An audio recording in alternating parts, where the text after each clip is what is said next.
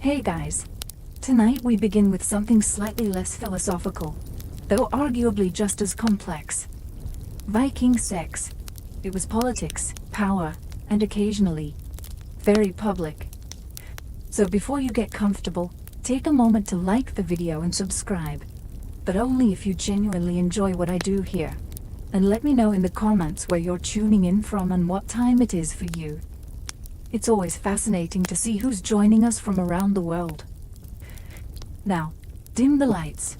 Maybe turn on a fan for that soft background hum, and let's ease into tonight's journey together. Let's get this out of the way. The Vikings were cleaner than you've been told.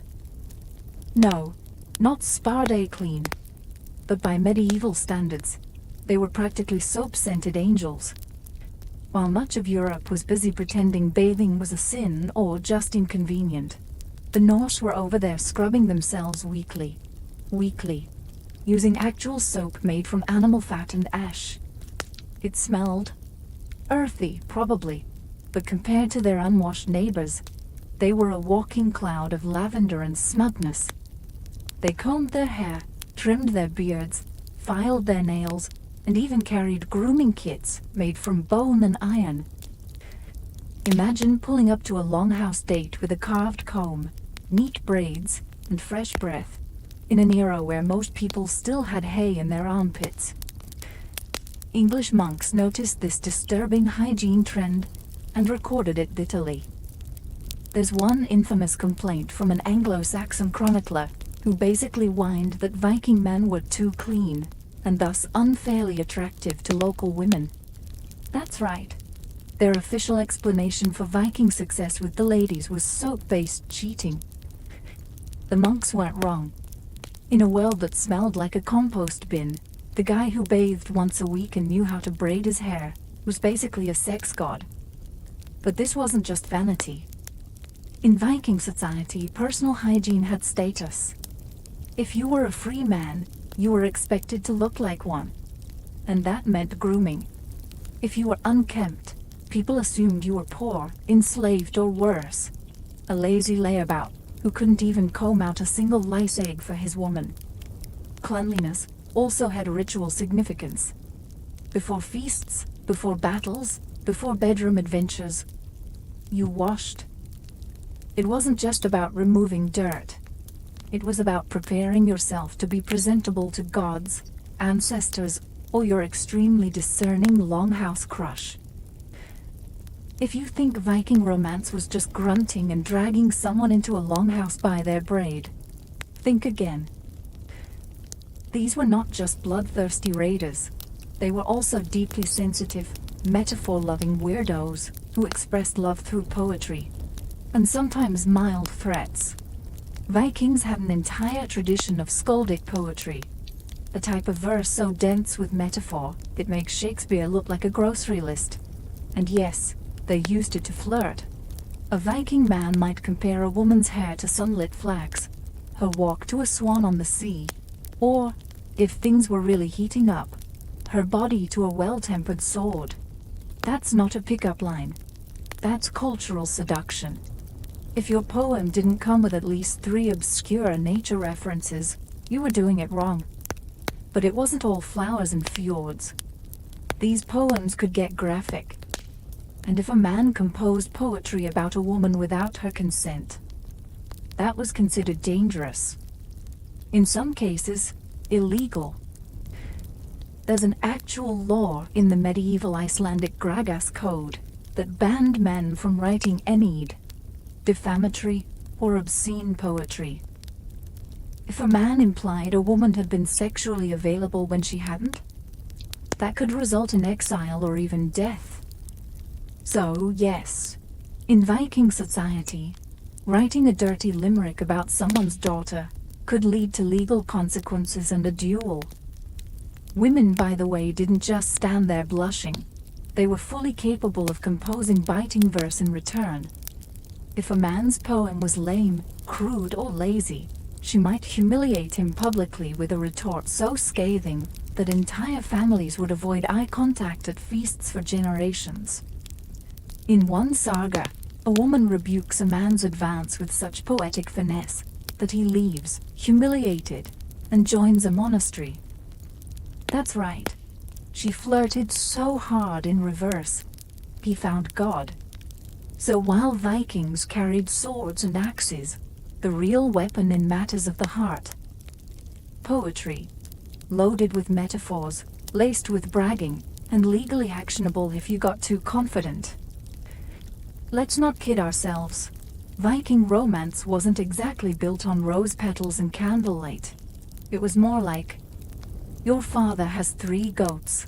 I have a strong back. Let's make a legally binding agreement.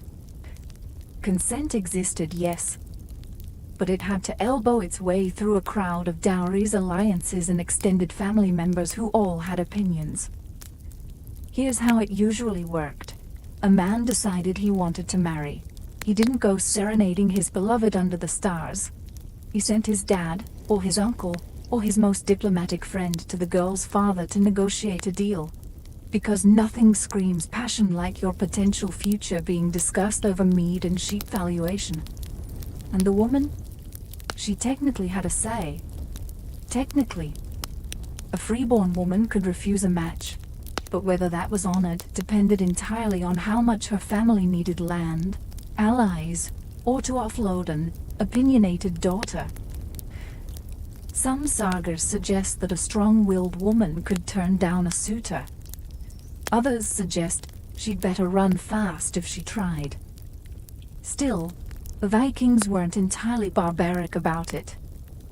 A woman who was forcibly married had legal recourse. She could stand before witnesses and declare herself divorced. No paperwork, no court.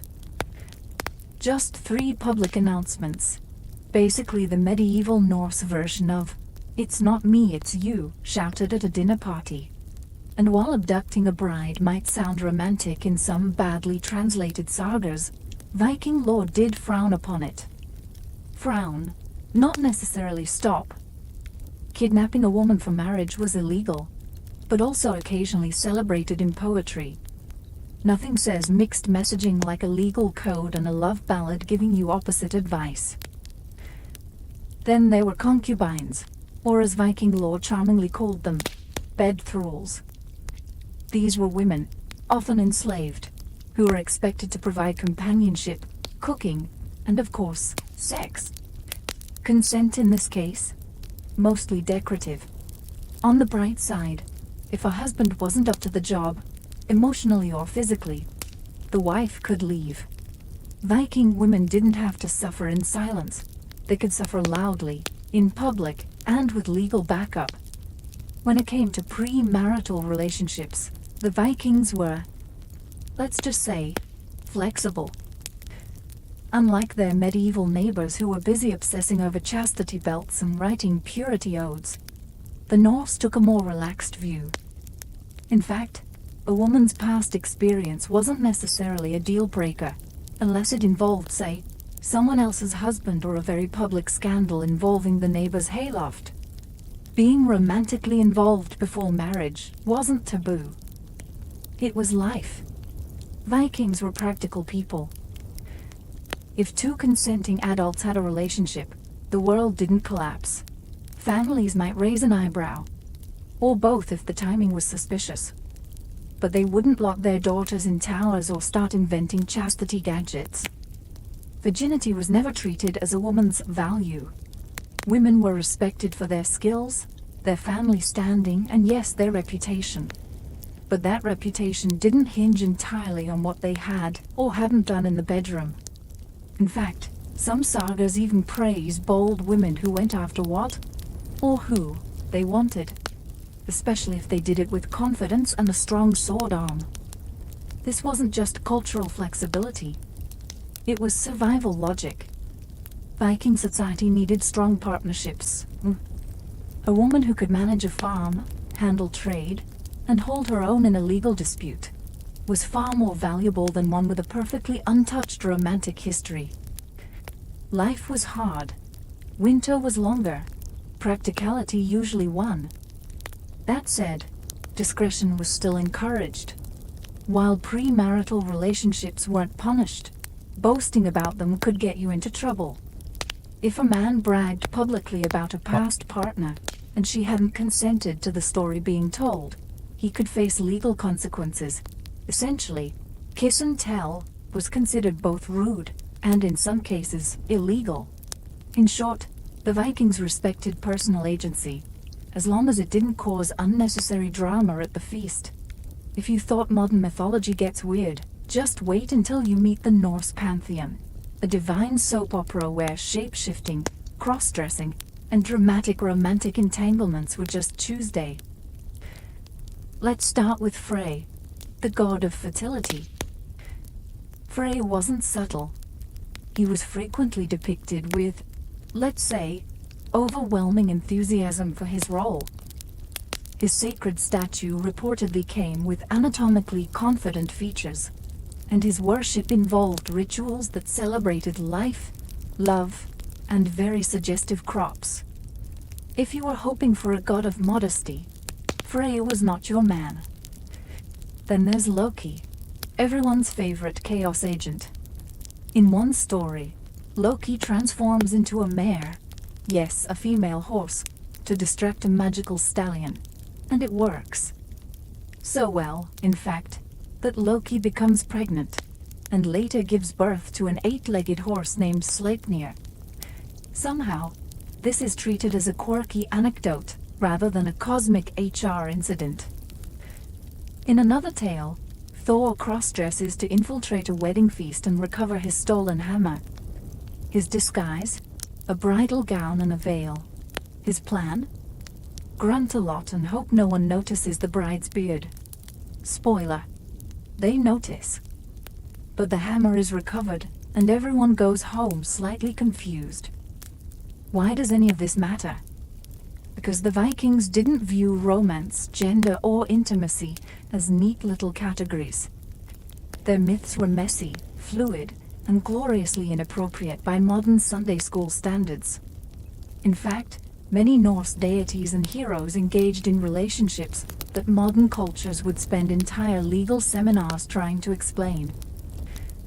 The line between affection and absurdity was thin, and the gods crossed it regularly, usually on horseback. But here's the twist. These myths weren't seen as shocking. They were normal. Fertility, love, trickery. These were all divine forces. The gods behaved badly, not because they were evil, but because life is complicated. And sometimes your greatest lesson comes from a shape-shifting horse mom. Viking society had rules. Lots of them. But when it came to gender and relationships, those rules were negotiable, flexible, or, to put it bluntly, do what you want, just don't get caught looking unmanly while doing it. Let's explain. For Viking men, the worst thing you could be called wasn't a thief, a liar, or even a coward. It was ergi, a word so loaded it made people duel over it. Being called ergi meant you were passive, submissive, or somehow failed to uphold your manly duties, especially in, let's say, the romantic department. It wasn't about orientation, it was about dominance. Viking masculinity wasn't defined by who you were with, but by how you behaved. If you were seen as yielding, you weren't just mocked. Your entire reputation could crumble faster than a poorly built longship. Women, on the other hand, had a little more wiggle room. While the society was male-dominated, and don't worry, it absolutely was, women had social and legal rights that would make many medieval European ladies green with envy. They could own land, request divorces, and yes, make their preferences known. Still, expectations were very real. A woman who was too outspoken or assertive might be labeled masculine, which, in a weird Viking twist, wasn't always an insult. Some saga heroines are praised for their sharp tongues and sword skills, but the same traits in a man, if aimed the wrong way, could get him publicly ridiculed or accused of sorcery. That's right, practicing magic, Particularly Seder, the kind of Norse ritual often linked with emotion and foresight, was considered unmanly. It was women's work. If a man did it, people assumed he was probably weaving something, crying, and being suspiciously poetic. The irony? Odin, the all-father of Norse gods, was a master of Seder. But apparently when he did it, it was strategic. When you did it, it was shameful. Classic management double standard. In Viking society, sticks and stones could break your bones, but words could legally get you stabbed. Insults weren't just playground drama. If someone questioned your honor, your masculinity, or your performance in the bedroom, you could literally challenge them to a duel. That's right. Say the wrong thing, and you might find yourself standing shirtless in the woods at dawn, sword in hand, all because you implied your neighbor Olaf was less than enthusiastic under the firs. At the heart of this was something called enid, a special category of public insult. If you called someone argry or rager, both of which roughly translate to unmanly in a way no one wanted to hear, that was grounds for a fight, and not a verbal one. We're talking legally sanctioned combat, sometimes to the death. Now, before you assume Vikings were just wildly insecure, remember that reputation was everything. These were small, tightly knit communities. If someone accused you of being weak, cowardly, or, the ultimate insult, romantically passive, it wasn't just personal. It was social career ending. And it worked both ways. If you hurled an accusation and couldn't back it up in a duel or court, you could be the one exiled. So people chose their insults carefully. And when they didn't, well, someone ended up bleeding next to a fjord.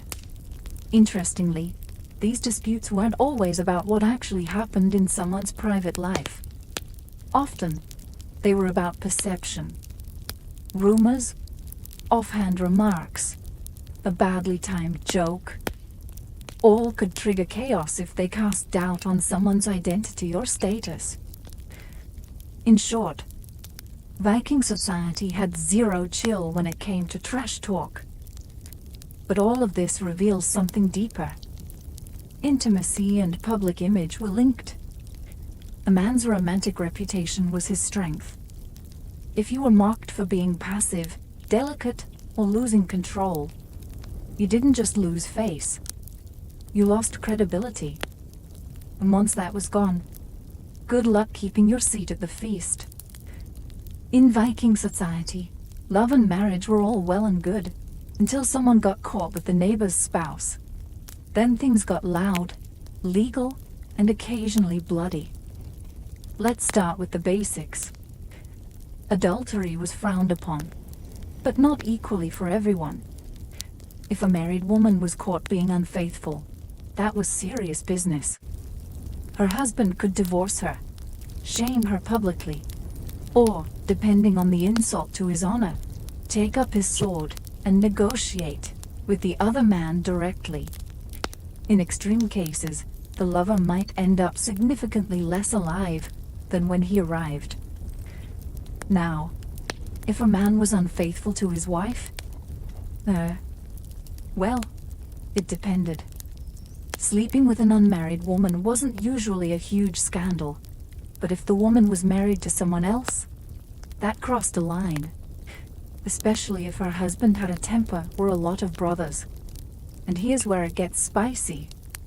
If a wife found out her husband was cheating, she could take legal action and divorce him.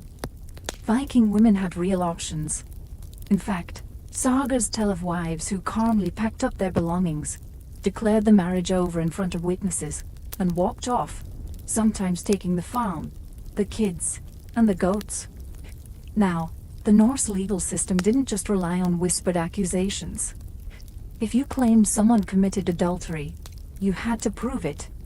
This usually involved catching them in the act, or gathering witnesses, which, as you can imagine, made for some very awkward family dinners. And while physical consequences weren't always legally sanctioned, Let's just say that Viking vengeance culture didn't require a permission slip. If someone dishonored your household, it wasn't shocking to respond with a broken door, a burned barn, or a suspiciously timed hunting accident. But despite the risk, people still cheated. Humans are consistent like that. Ultimately, Viking adultery laws were less about morality and more about honor and property. Who got shamed, who got stabbed, and who got the livestock afterward. That's what really mattered. So no, adultery didn't come with scarlet letters. It came with lawsuits, duels, and the occasional goat-related custody battle. Viking romance didn't always rely on charm, poetry, or a strong jawline. Sometimes it relied on magic, specifically a mysterious practice called cider, pronounced seithur, which was part sorcery, part spiritual therapy, and part my ex won't return my runes. Cider was used for many things: predicting the future, cursing enemies, influencing the weather, and occasionally manipulating love and desire. If your affections weren't being returned, a well-placed spell might just make someone suddenly think you were the most desirable human this side of Valhalla. Coincidence? Never. But here's the twist. Cider was considered a feminine art. Women practiced it openly, often as respected seeresses or shamans. Men, not so much. A man dabbling in cider risked being labeled unmanly, not because of the magic itself, but because he was seen as performing female work, which Viking masculinity didn't handle well. There's even a saga where Odin, the literal king of the gods, is called out for using cider. His enemies basically say, "Wow, great spell, very mystical. Also, you're kind of embarrassing us." Odin, to his credit, doesn't care. When you've got one eye and a pet raven, public opinion just doesn't sting the same. As for the love magic itself, it ranged from harmless charms to full-blown enchantments.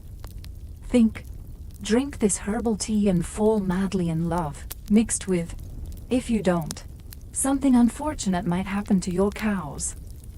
The Vikings never did anything halfway. Of course, there were risks. If you were caught using magic to win someone's affection, especially without consent, it could backfire, both legally and supernaturally. People believed that misused magic could rebound like a badly carved boomerang. And you really didn't want your love spell turning into a village-wide outbreak of emotional confusion. Still, for those with a little courage and a bag of herbs, cider offered options. Not everyone could write love poetry, but anyone could try a charm and hope it worked. Modern romance thrives on ambience, dim lighting, candles, Spotify playlists. Vikings, on the other hand, had firelight, the sound of livestock snoring, and 6 relatives pretending not to notice anything. Let's talk about privacy, or more specifically, the complete lack of it. Viking homes were longhouses, big open buildings where entire families lived, worked, ate, and yes, slept together. Not in a weird way, but in a we're trying not to freeze to death kind of way. The whole clan, parents, grandparents, children, workers, and sometimes a goat or two, shared the same space. Walls, optional, curtains, luxuries, personal space. The concept had not yet arrived in Scandinavia.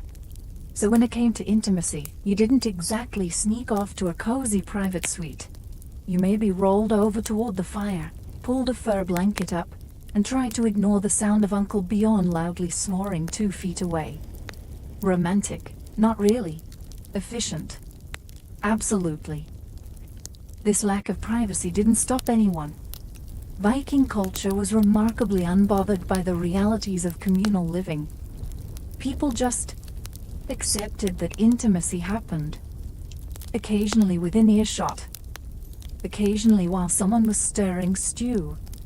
Children were often conceived in crowded longhouses, and everyone sort of developed a collective skill called strategic pretending. You didn't acknowledge what was going on. You didn't comment. You definitely didn't make eye contact. You simply stared into the fire and thought about fish. Now, if you really wanted privacy, you had options. Kind of.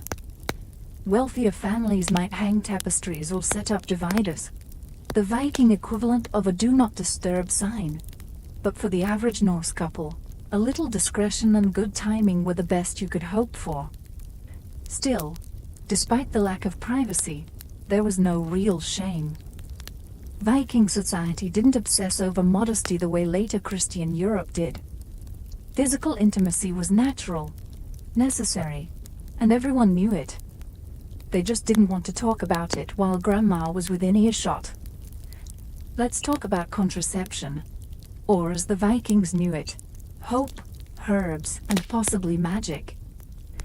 Now, there's no detailed medical manual from the Viking Age titled, How to Not Have Kids When You're Busy Pillaging, but there are clues. And based on those, it's safe to say they had some idea of how to manage reproduction, or at least slow it down when necessary. First off, Viking women were extremely knowledgeable about herbs, not just for healing wounds or curing fevers, but for lessening the chance of sudden family expansion. Plants like juniper, mugwort, and wild carrot were known throughout Europe for their possible contraceptive properties. Did they work?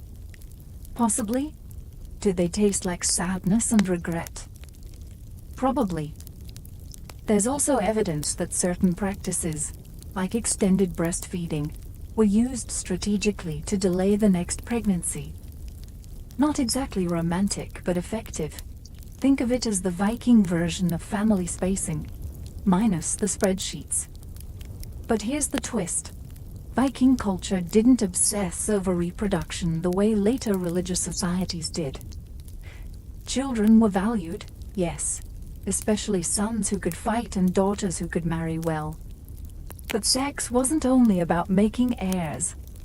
Pleasure was very much part of the equation. Even in the sagas, romantic encounters are described with a surprising amount of realism. Couples fall in love, grow apart, or get bored, and divorce each other. That kind of casual acknowledgement of human nature suggests a culture that wasn't fixated on purity or guilt, just practicality. Of course, if contraception failed, the responsibility almost always fell on the woman. Men weren't expected to know much about those things. A man might be able to sail across a stormy sea using just the stars and a raven, but ask him how mugwort works and he'd stare at you like you'd grown a second axe. If you've ever wondered whether same-sex relationships existed in Viking society, the short answer is yes. The long answer is yes. But only if you really managed the optics. The Vikings didn't use our modern terms for sexuality, but they certainly understood that people sometimes formed close, even romantic, bonds with others of the same gender. And while that might seem surprisingly open-minded for an axe-swinging culture, it came with one massive catch: honor. You see, Viking masculinity was built on dominance, not just in battle, but in every area of life. If two men were involved, the social fallout didn't revolve around who they loved, but who did what.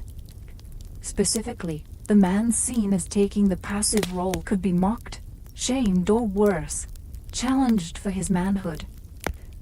This wasn't about morality, it was about status. A man could wear furs, braid his beard, and serenade his best friend with emotional poetry, and still be admired. But if someone implied he wasn't the dominant force in his private life, that could destroy his reputation faster than a leaky longship. There are even saga accounts of men being accused of such things, and then demanding duels to defend their honor. Because clearly, nothing says I'm definitely the alpha, like fighting someone at dawn because of a rumor about cuddling. And what about women? Honestly, they got far less attention in the legal texts, likely because their relationships weren't seen as threatening to the social order. Two women together didn't produce heirs, didn't mess with property rights, and didn't challenge the all-important male ego. So, while we don't have much direct evidence, it's entirely possible that such relationships existed and were quietly accepted, or at least, politely ignored. Interestingly, the Norse gods didn't care much about gender at all. Loki, as we've mentioned, had children in both male and female forms, and no one batted an eye. The divine realm was fluid. It was just the humans who needed everything to fit neatly into a saga-friendly narrative.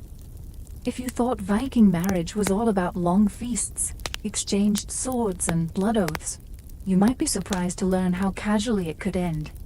Because in Viking society, divorce wasn't some drawn-out legal drama. It was more like, I'm done, I'm taking the ox, good luck. Seriously, Viking women could divorce their husbands, and they didn't need a lawyer, a judge, or a ceremonial raven. All they needed was a clear voice and a couple of witnesses. Here's how it worked. A woman could end the marriage by standing in front of a group of people, preferably at the front door or the couple's bed. Yes, really. And declaring that she was leaving. Bonus points if she could name why she was leaving, like abandonment, violence, or the classic, "He won't stop reciting bad poetry in bed." And that was it. Once the declaration was made, the marriage was considered dissolved. Property and children would then be divided, usually according to social custom or pre-existing agreements. It wasn't always clean, but it was shockingly efficient. No waiting 6 months. No custody battles dragged through 3 winters. What's more, Viking women often walked away with their dowries intact, and in some cases, kept control of land or valuables they brought into the marriage. Divorce didn't make a woman a social pariah. In fact, many remarried, especially if they were wealthy, skilled, or the kind of person who could wrestle a goat without flinching. Of course, not all separations were peaceful. Some involved accusations, feuds, and the occasional dramatic saga-worthy exit. But even then, the culture generally accepted that sometimes people just move on. The gods were chaotic. Why not relationships? It's also worth noting that men could divorce too, using the same method, though their reasons usually involved lack of obedience, which probably tells you everything you need to know about male expectations. If you think modern weddings can get weird, wait until you hear what the Vikings were doing, with their goat sacrifices, bridal swords, and extremely awkward bedroom rituals. Viking weddings weren't just a party. They were a political merger, a legal contract, and a community event with strong opinions and an even stronger smell of smoked fish. The festivities could last up to a week, depending on how wealthy or dramatic the families were. Think of it as Game of Thrones, with fewer dragons and more passive-aggressive toasts. The bride and groom each had symbolic preparations. The bride had her hair unbraided, a sign of maidenhood ending, and sometimes wore a Breesing Armin-style necklace if her family was feeling extra mythological. The groom, meanwhile, might retrieve his ancestral sword, because nothing says, "I'm ready for commitment," like brandishing a weapon at your in-laws. But here's where things get very Viking: the consummation. It wasn't just encouraged, it was mandatory, and in some regions, it had to be witnessed. Yes, witnessed. In some cases, a few unfortunate relatives stood by the door, torches in hand, to make sure the couple sealed the deal and didn't just pass out from mead and nerves. Why? Because this wasn't about love. It was about validating a contract. Marriage affected inheritance, land rights, alliances. So if you didn't follow through, someone might challenge the legitimacy of the union later. That's how you end up with lawsuits and blood feuds. Much simpler to just awkwardly nod from outside the curtain and hope for minimal eye contact. Of course, not every wedding was that dramatic. In less theatrical communities, the act was simply assumed, or at worst, verified through loud bragging the next morning over breakfast stew. There were also rituals involving hammers, hello Thor, shared drinking horns, and solemn oaths sworn before witnesses. And mead, gallons of it. In fact, the honeymoon originally referred to drinking honeymead for a full moon cycle after the wedding to boost fertility. Romantic and slightly sticky. By now you've probably realized that Viking intimacy wasn't all pillaging and grunting. It was layered, strategic, wildly poetic, slightly magical, and occasionally performed next to a goat.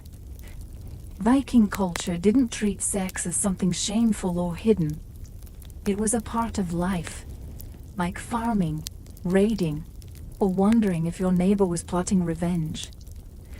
It served purposes both sacred and practical, producing heirs, forging alliances, settling scores, and sometimes just getting through a very long winter. Passion existed, absolutely. But it came tangled in reputation, law, honor, and community expectations. You didn't just fall in love. You made sure your great-aunt, your livestock, and 3 sword-carrying uncles approved. Romance wasn't private. It was a group project. The sagas themselves, those sweeping epic tales, are full of love, jealousy, clever women, and emotionally unavailable men. Some stories end in dramatic weddings. Others end with one partner sailing off into the fog, while the other stabs a cousin for looking smug. Either way, it's drama. Beautiful, windswept, emotionally messy drama. And through it all, Viking women weren't passive background characters. They seduced, divorced, cursed, negotiated, and occasionally set things on fire. They were respected for their wit, feared for their curses, and occasionally remembered in verse, which, in Viking terms, is the ultimate compliment. Even their gods treated love like a battlefield. Loki transformed genders, Frey paraded his fertility like a prize-winning squash, and Odin dabbled in romantic magic without blinking. The divine set the tone. Love was powerful, unpredictable, and definitely not PG. So, what was sex really like for the Vikings? It was communal. It was poetic. It was legally complicated. It could win you honor, or get you exiled. It was public in all the wrong moments, and weirdly progressive in all the right ones. And perhaps most Viking of all, it wasn't about being perfect. It was about surviving love with your pride, your farm, and your sword arm intact.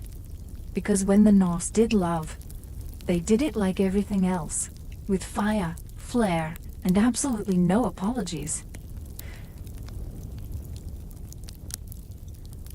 If you were a medieval peasant, don't imagine holidays meant sipping wine by the fire while someone else did your chores. No, holidays were holy days. Religious observances sprinkled generously across the calendar. On paper, it might have looked like you got a break from backbreaking work. In practice, you might still be roped into helping fix the church roof, cook stew for the entire village, or chase the pigs that escaped during the festivities.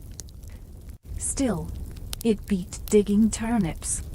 The church, bless it, gave the peasantry dozens of feast days.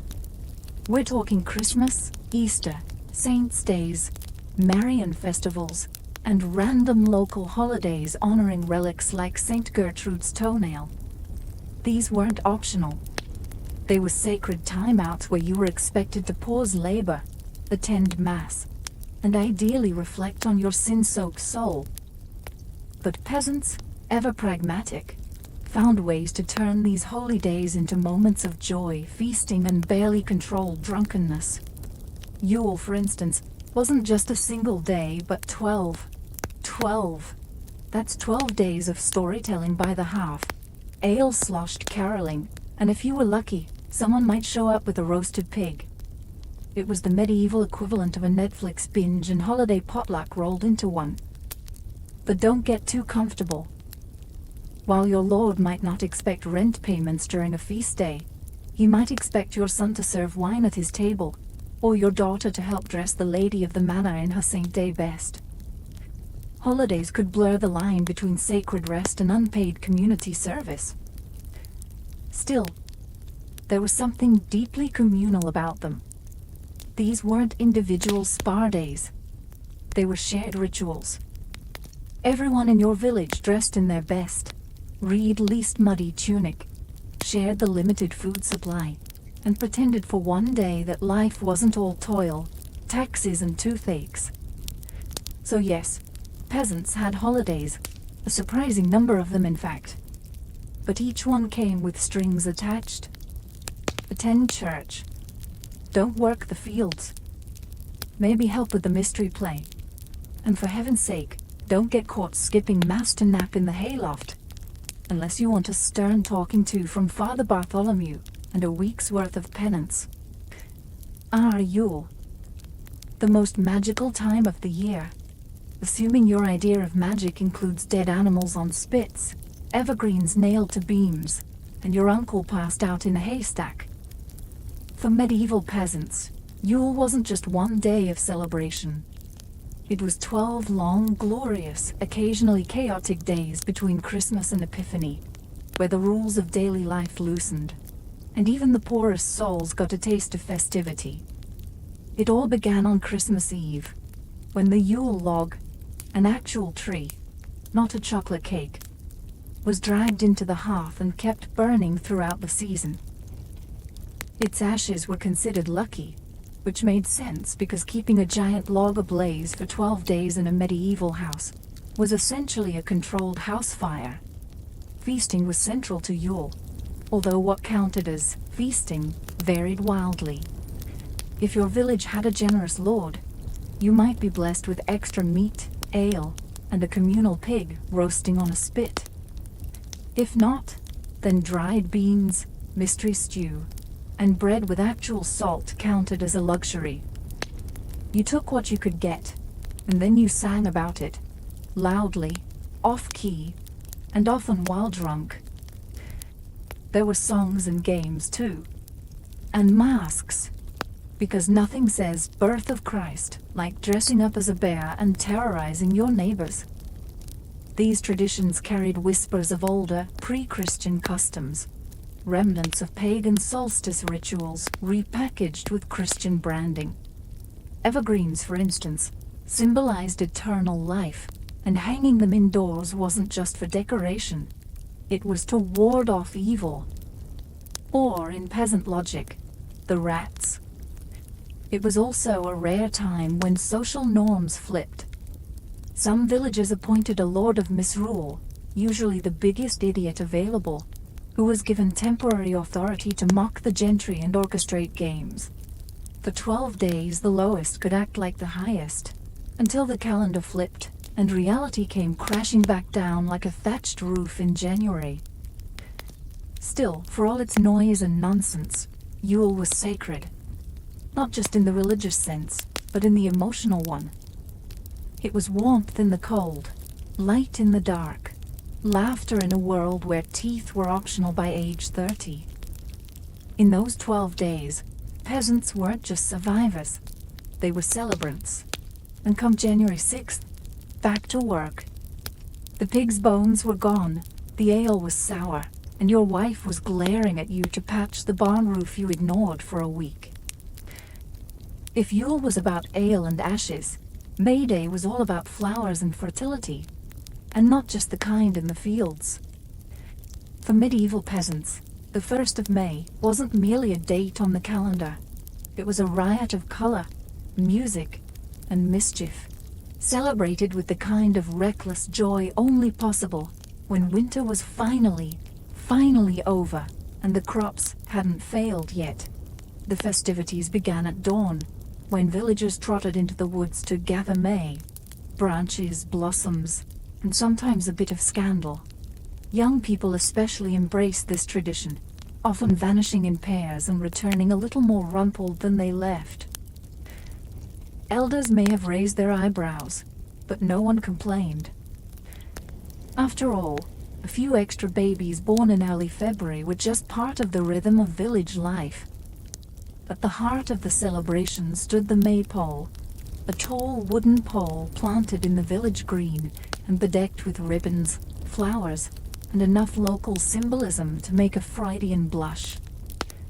Peasants danced around it in weaves and circles, laughing, sweating, and pretending it wasn't basically a fertility totem left over from earlier, more openly pagan times.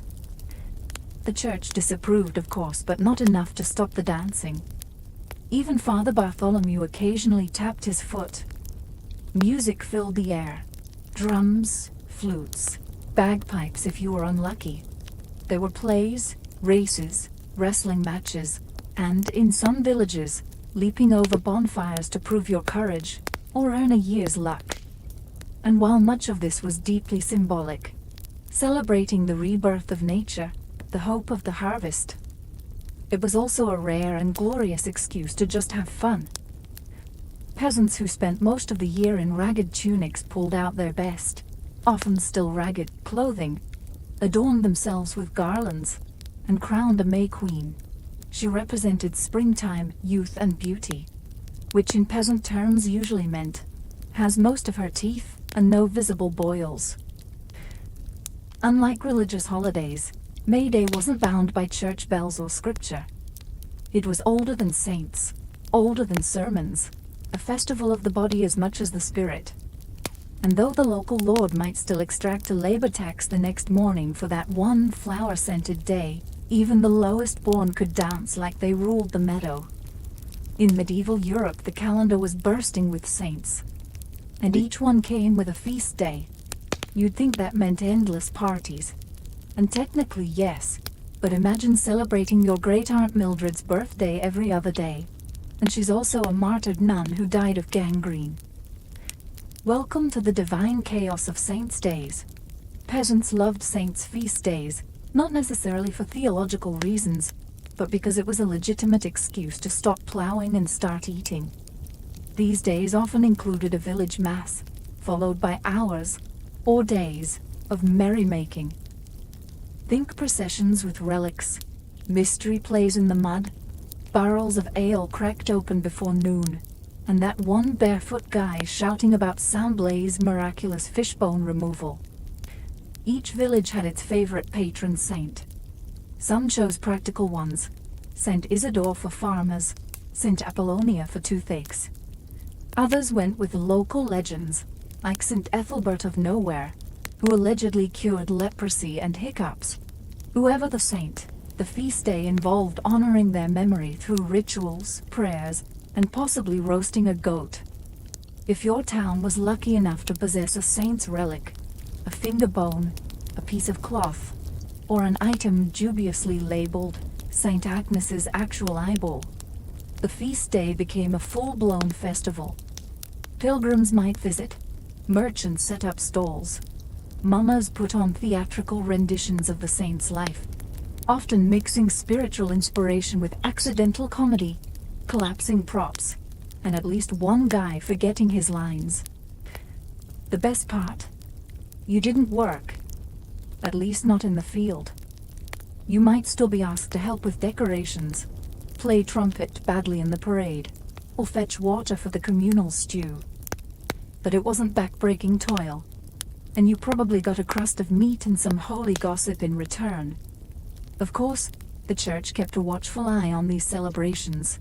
Too much wine, too much dancing, and suddenly what began as a pious event risked devolving into a full-blown peasant rave. Still, most clergy understood that joy, even messy, muddy, slightly blasphemous joy, was better than despair. And if singing songs about St. Bridget while slushing ale kept morale high, so be it. Before Lent, that 40-day joy vacuum of fasting, praying, and pretending you didn't just eat cheese behind the church, came Carnival.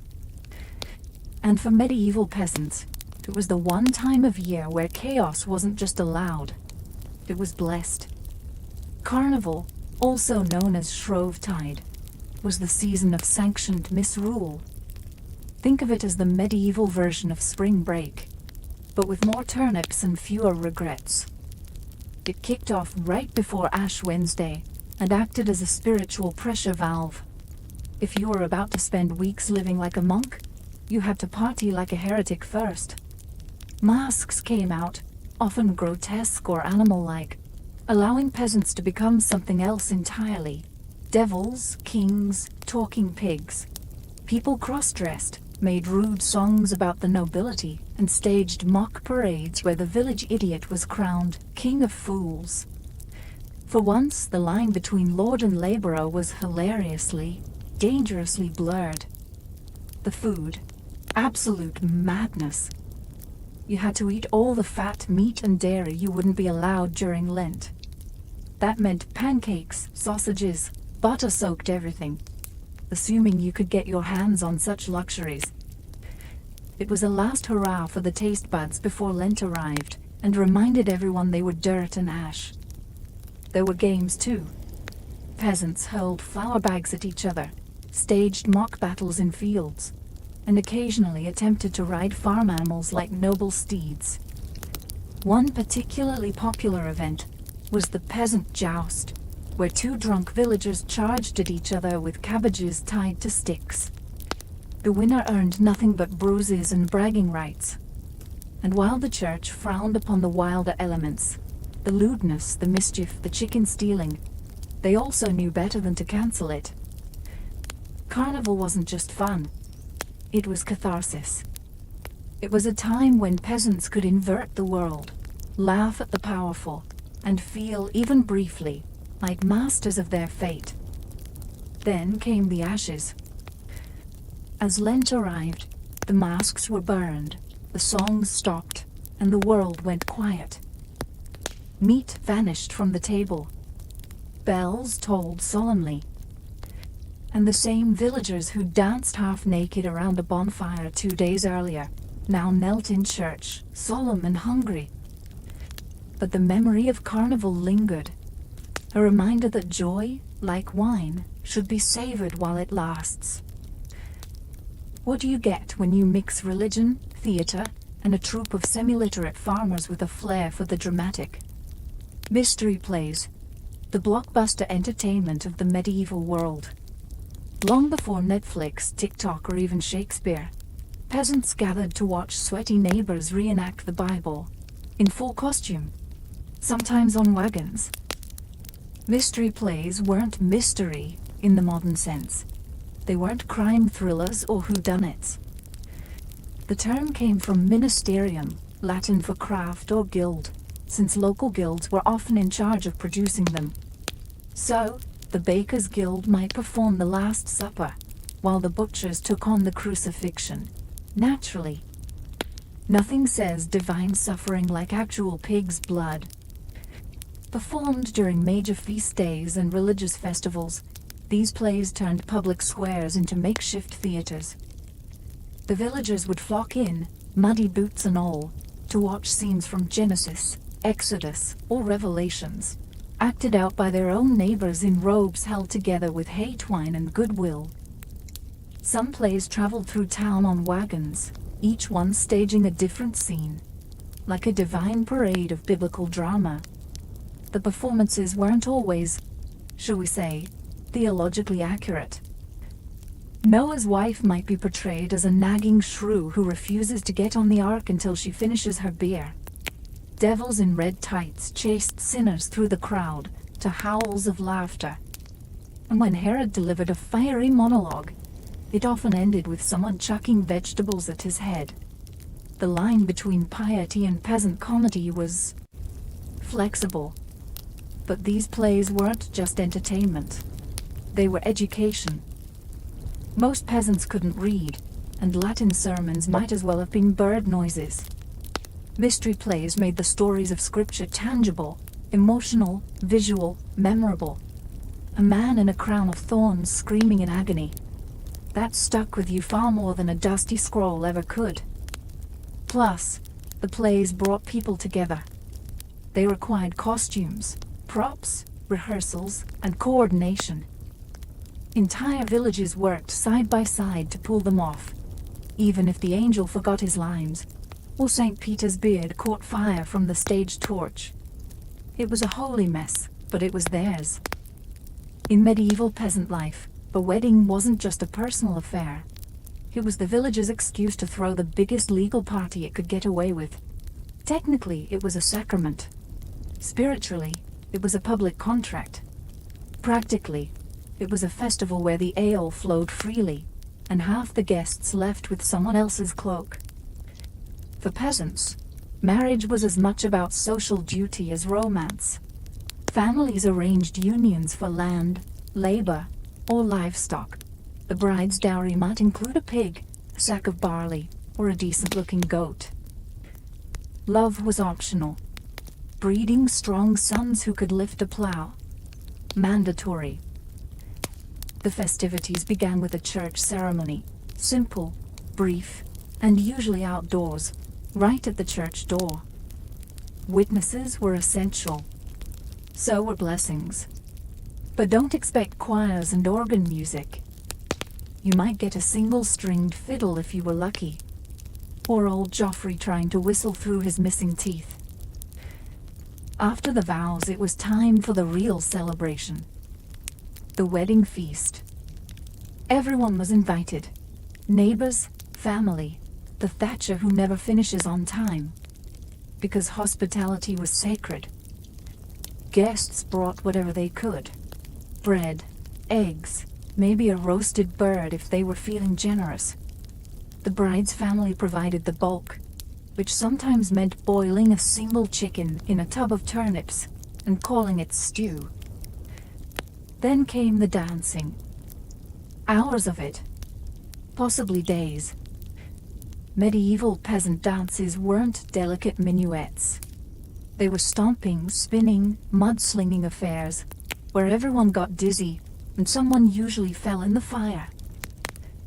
The local musicians played whatever instruments hadn't been stepped on. There were games, too.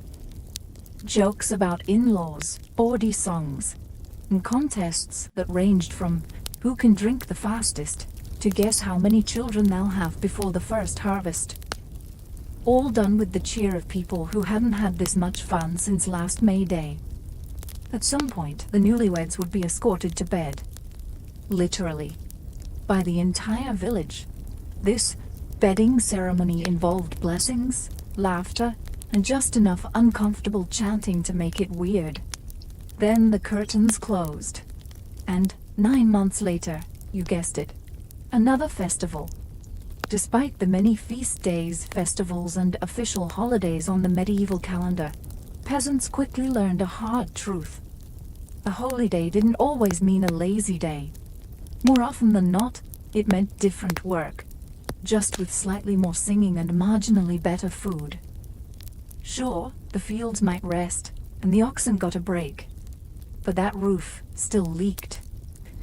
The priest's barn still needed sweeping, and someone had to cook the communal stew that was mysteriously made entirely of onions and hope. Holidays weren't about idleness. They were about public service with extra candles. Let's say it's St. Swithin's Day. No field work. Great. But you're now helping erect a flower arch out of dead branches.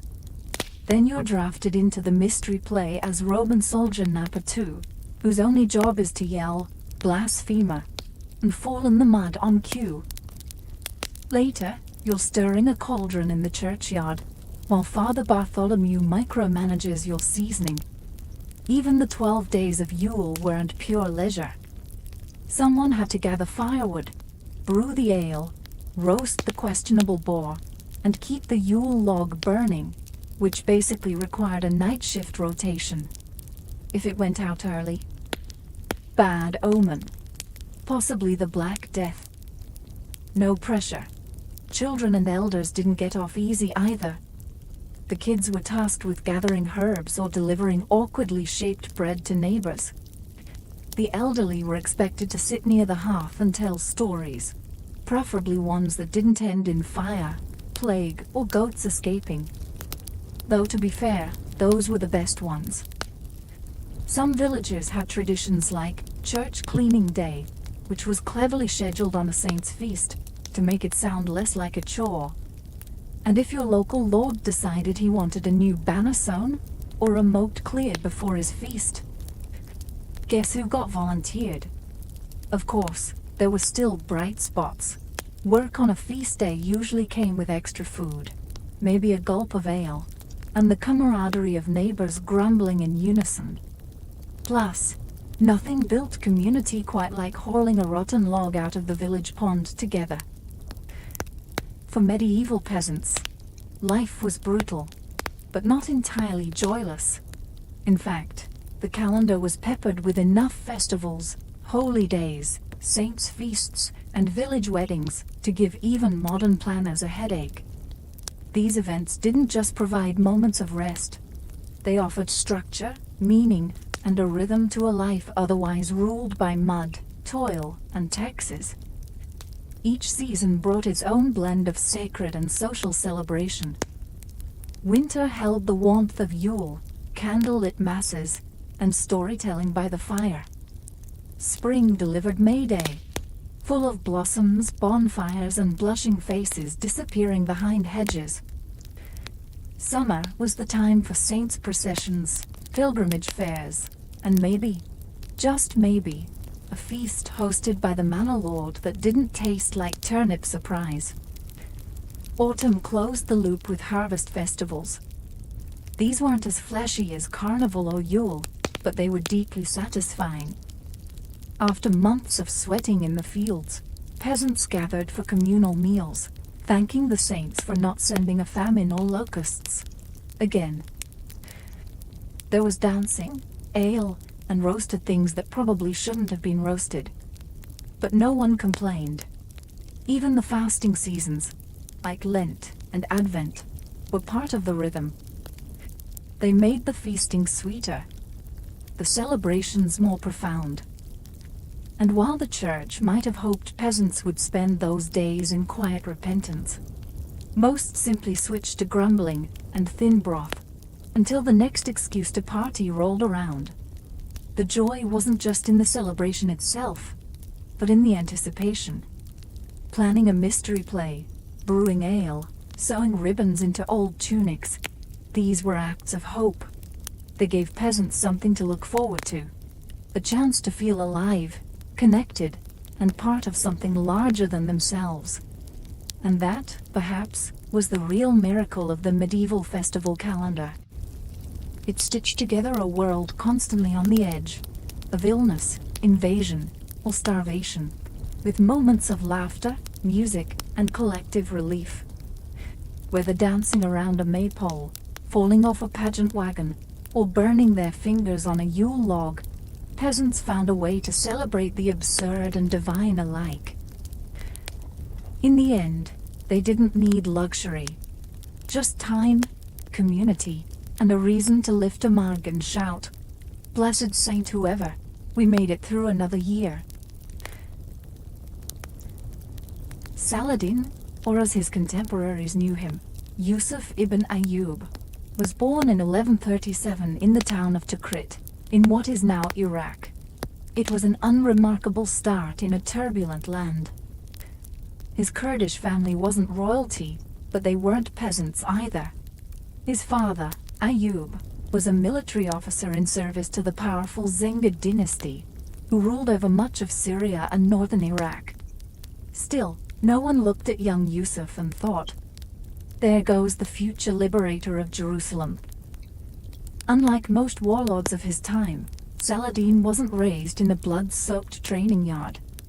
He grew up in Baalbek and then Damascus, where his education included theology, mathematics, law, and poetry.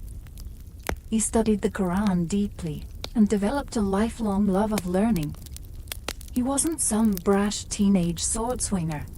He was quiet, reflective, and almost bookish. His early mentors described him as gentle and deeply devout.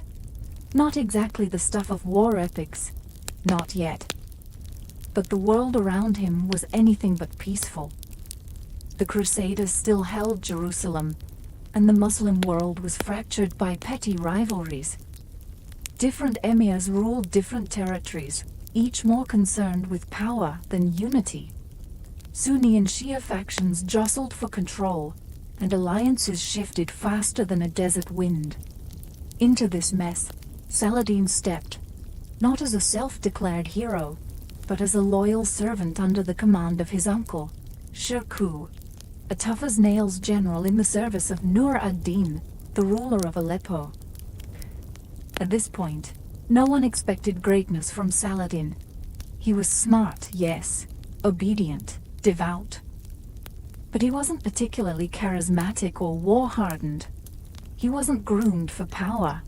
In fact, when he was first sent on campaign to Egypt alongside Shirkuh, some records suggest he went reluctantly. His interests were spiritual, not strategic. Politics bored him.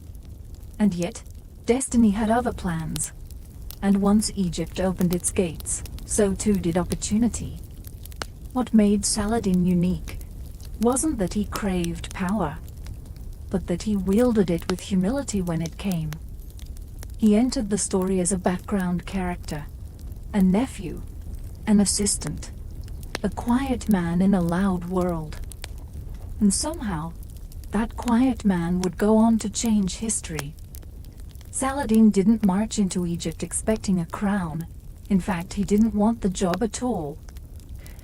In the 1160s, Egypt was ruled by the crumbling Fatimid Caliphate, the Shia regime, beset by civil unrest, famine, and endless court intrigue. When the Crusaders and various Muslim factions started poking around, Nur ad-Din sent his trusted general, Saladin's uncle Shirkuh, to restore some order. Saladin, ever the dutiful nephew, followed. He was supposed to assist his uncle, not lead a country. And yet, that's exactly what happened. After a few years of messy campaigns, backroom deals, and some very suspicious natural deaths, Shirkuh seized control of Cairo and promptly died. Just like that.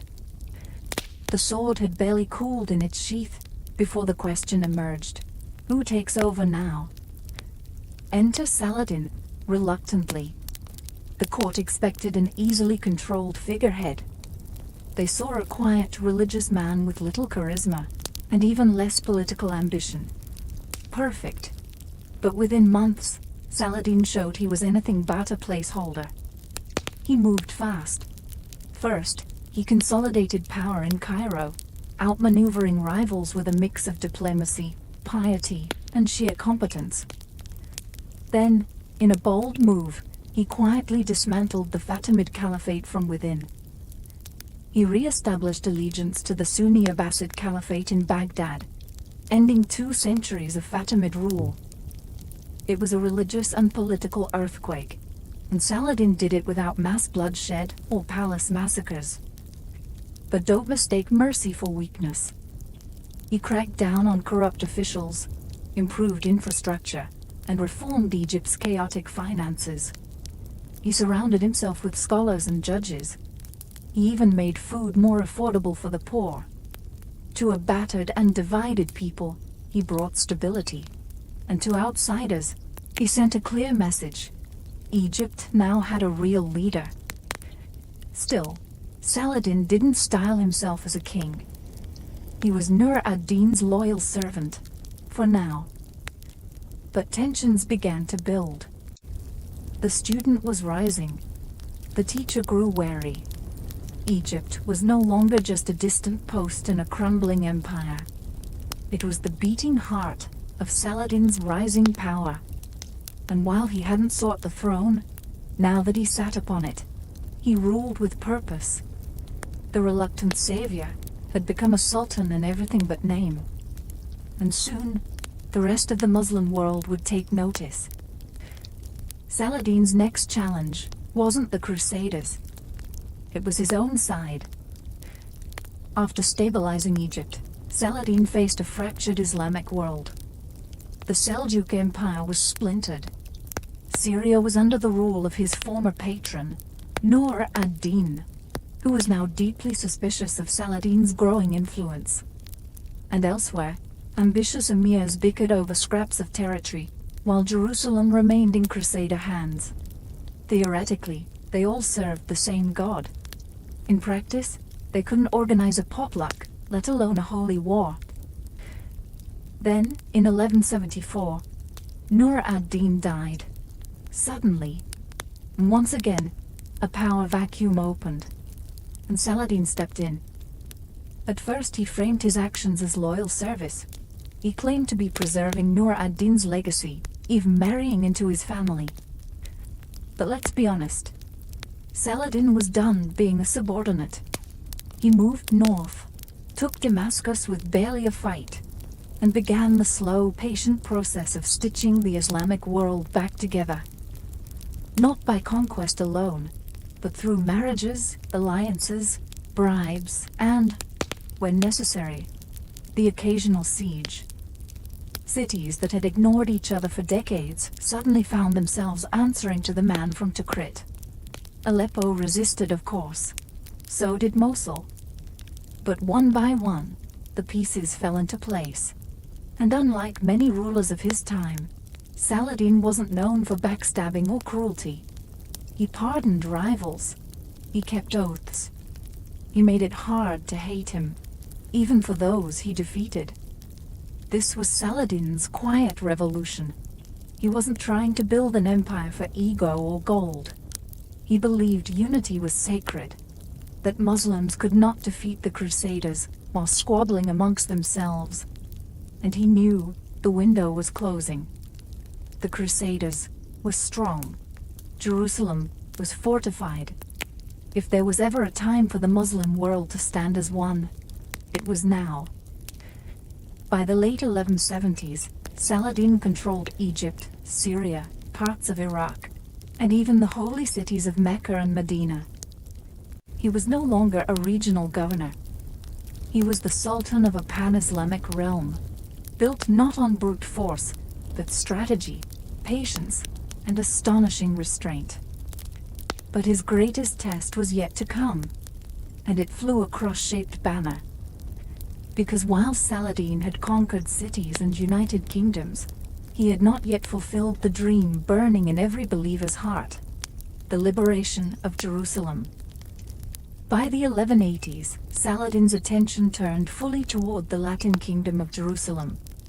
The holy city had been in Crusader hands for nearly 90 years, a painful wound in the heart of the Muslim world, but retaking it required more than ambition.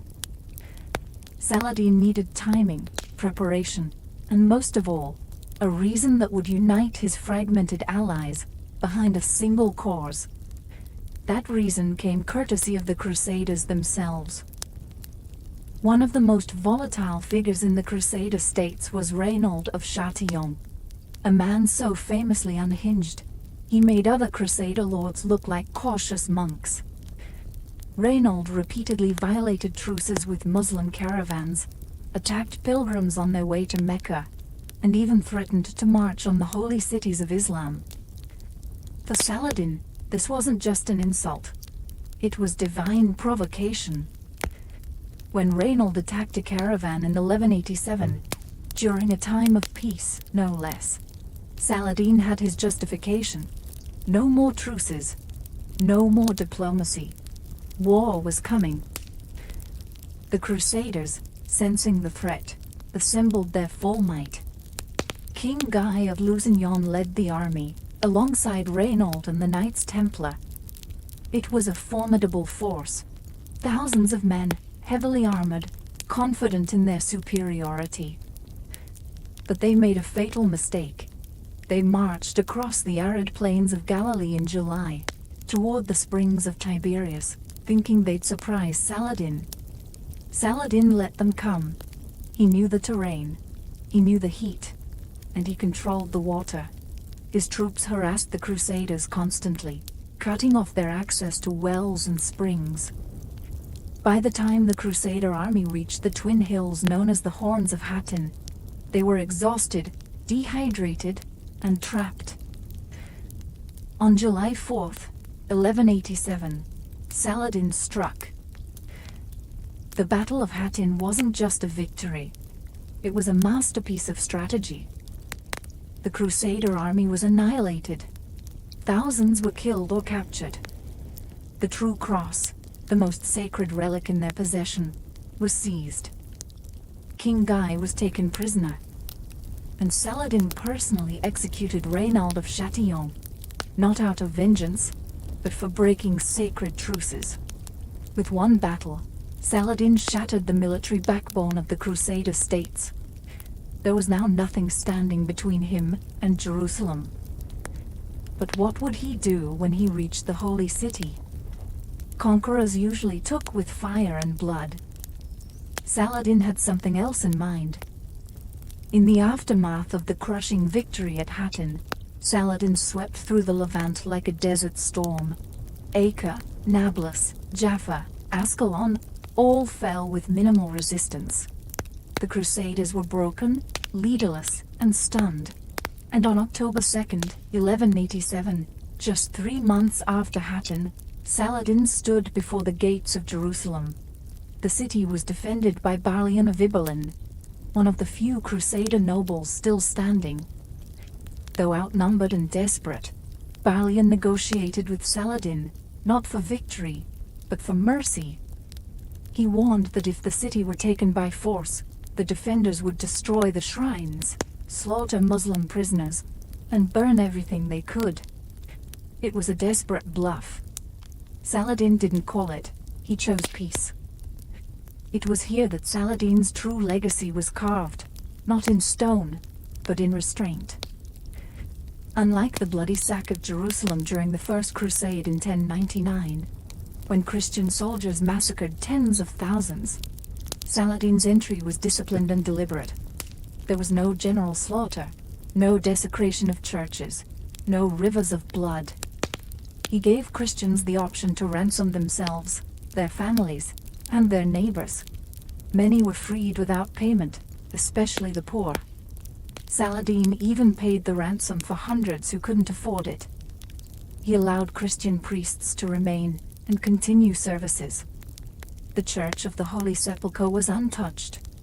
Holy sites were protected, not out of political savvy alone, but genuine religious principle. For Saladin, this wasn't weakness. It was justice.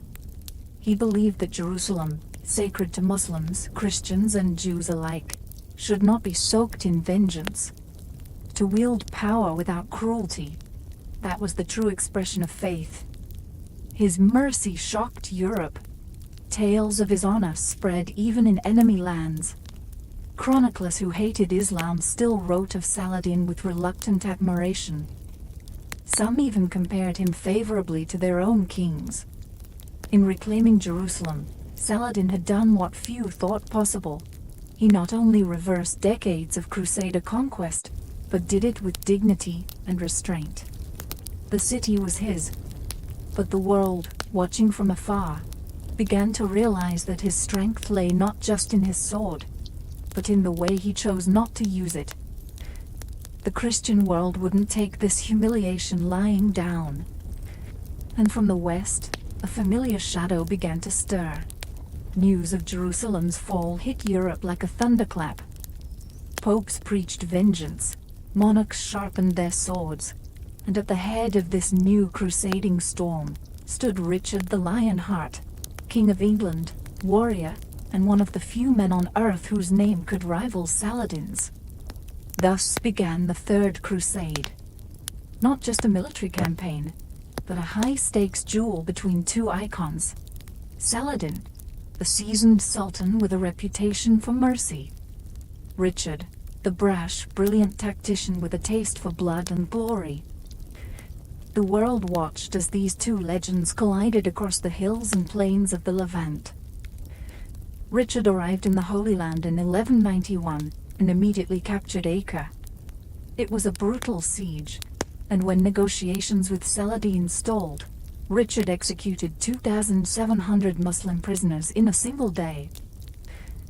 Saladin, who had gone to great lengths to spare Christian lives in Jerusalem, was furious, but he didn't retaliate in kind. Instead, he tightened his discipline and focused on strategy. The two men never met in person, but their duel was deeply personal. They clashed at Arsuf, where Richard won a tactical victory, but failed to destroy Saladin's army. Every battle was a masterclass in warfare. Richard was aggressive and clever, launching ambushes and flanking maneuvers. Saladin was patient, harassing enemy supply lines, conserving strength, avoiding wasteful bloodshed. But this wasn't just a military contest. It was a contest of ideals. Richard was undeniably brave but often ruthless. Saladin, though a formidable commander, continued to show mercy and honor, even sending physicians to treat Richard when he fell ill. Despite his victories, Richard could never reach Jerusalem. Logistics, weather, and Saladin's defenses held him back. Eventually, both men knew they were at a stalemate. Neither could land the final blow. So in 1192, they made peace. The Treaty of Jaffa allowed Christian pilgrims access to Jerusalem, but left the city under Saladin's control. It was a compromise, not a triumph, but a balance. And both men, exhausted and war-weary, honored it. In the end, Saladin had defended the holy city without razing the land.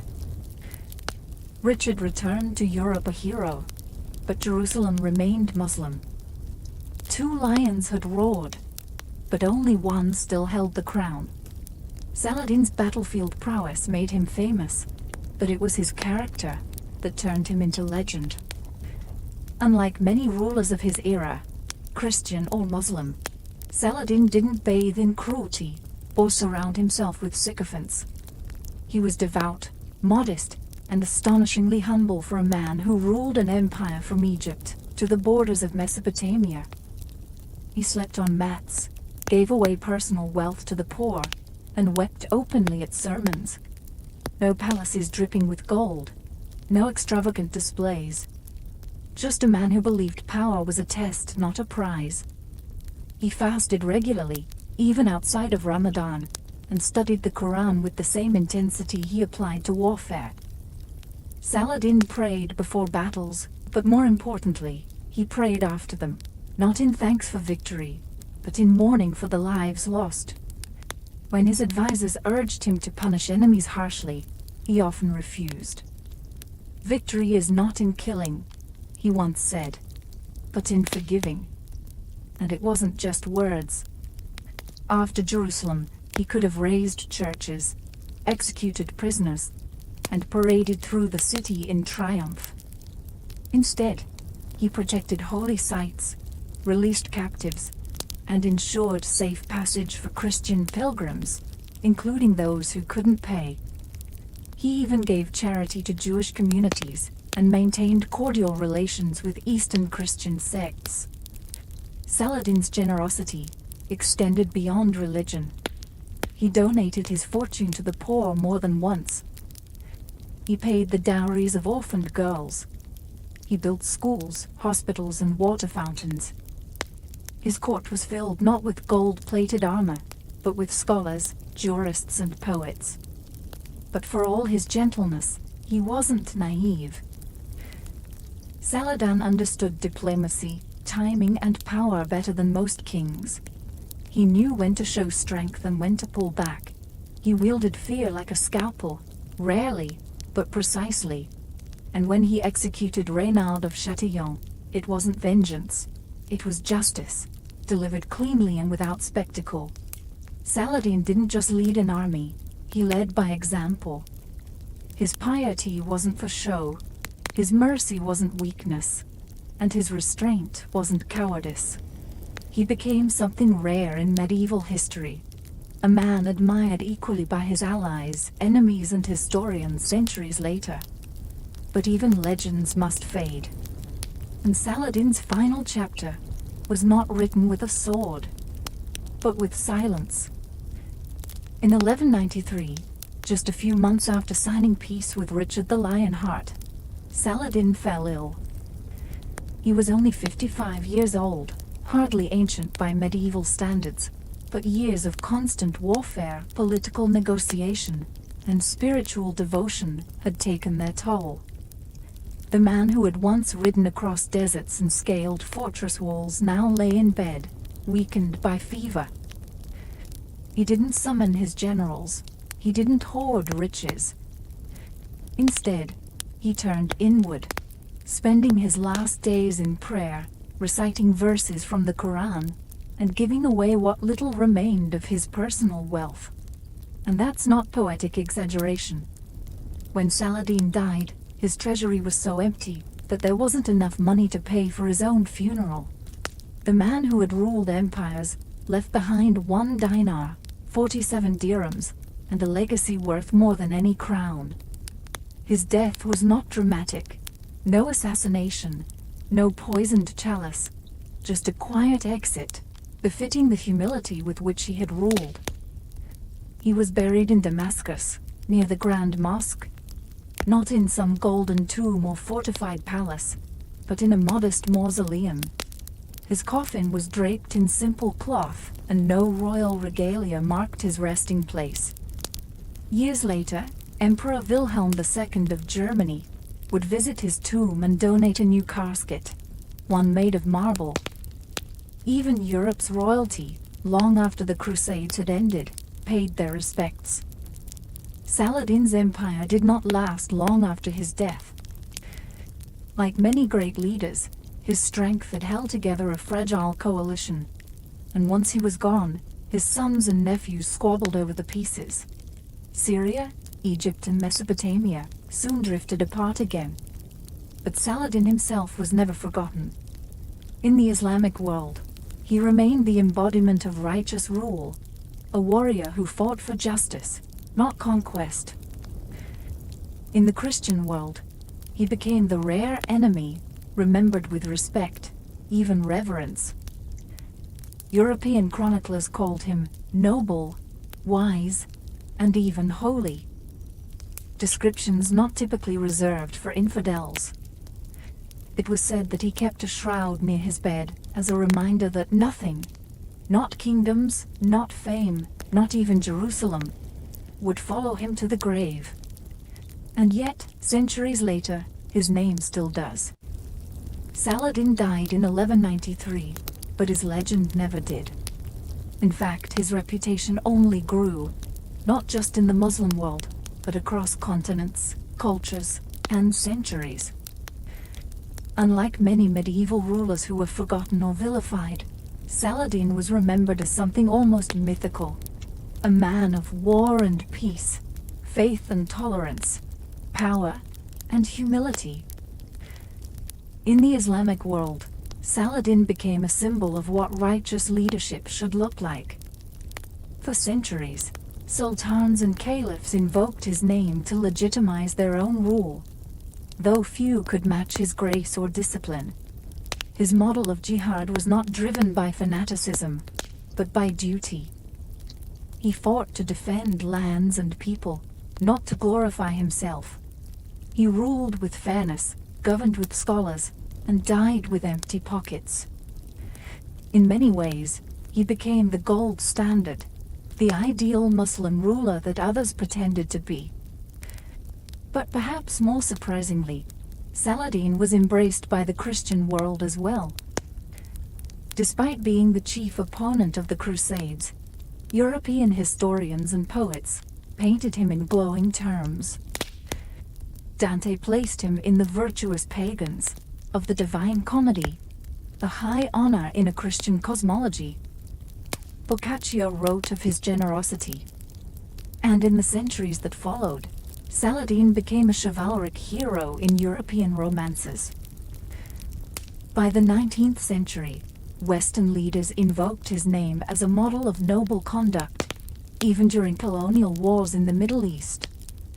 His name became larger than his empire, In modern times, Saladin's image has remained potent.